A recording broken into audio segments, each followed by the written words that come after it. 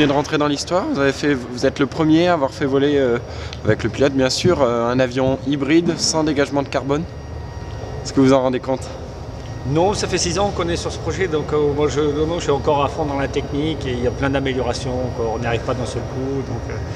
Jacques, notre pilote, là, vraiment fait des beaux vols aujourd'hui. Il faut encore régler le tangage, la traction et la puissance sont là. Et puis c'est une machine complètement nouvelle, tant sur son design, qui vraiment a une commande mais qui n'est pas simple à régler.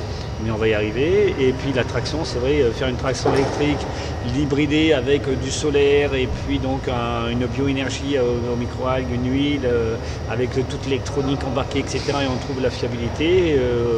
6 ans de travaux et ça, pour l'instant, c'est super positif. Je veux dire, ça fait, alors bon, plus ça repart. C'est comme ta bagnole si... Son domaine de vol, son cœur de vol, ça va être 105 km/h. On a déjà des phénomènes aérodynamiques qui sont liés à sa formule, qu'il va falloir affiner. D'abord, on l'a mis en l'air, avant il ne volait pas, maintenant il vole. Maintenant, il va falloir qu'il vole bien. Voilà. Vous êtes monté à quelle hauteur, vous le savez, dans ces cas-là? 15 mètres, 15-20 mètres. Mais c'est pas le problème, une fois qu'il est en l'air, que je suis à 30 mètres. Si j'étais à 2000 mètres, c'est mieux, parce que s'il y a un pétard, j'ai le temps de voir venir. Là, c'est là que ça c'est pas tout, il faut être très. Le pilotage demande assez de concentration pour que rien ne parte, puisqu'on est assez près du sol. Là, tout est nouveau, la formule aérodynamique présentant l'avantage d'avoir une surface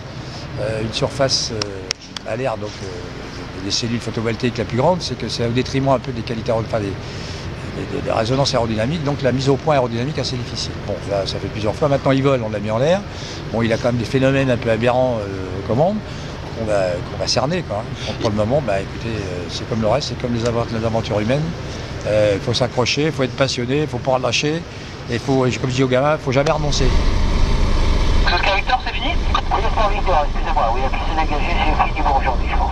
Vous voulez traverser l'Atlantique? L'objectif final, oui, c'est de faire ce record de Charles Lindbergh électrique, et après, c'est de développer cette aviation électrique hybride dans l'aviation générale pour éviter que tous ces avions qui sont dans les aéroclubs, qui sont dessinés dans les années 50, dans les années 60, et qui prennent entre 20 et 50 litres de carburant, ça, c'est plus possible, ça, parce que ça coûte très énormément cher.